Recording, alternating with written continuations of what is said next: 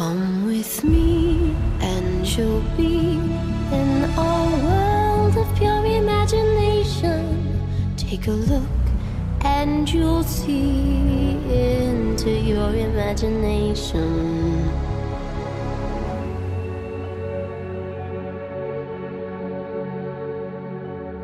We'll begin with a spin, traveling in the world of my creation. What we'll see will defy explanation.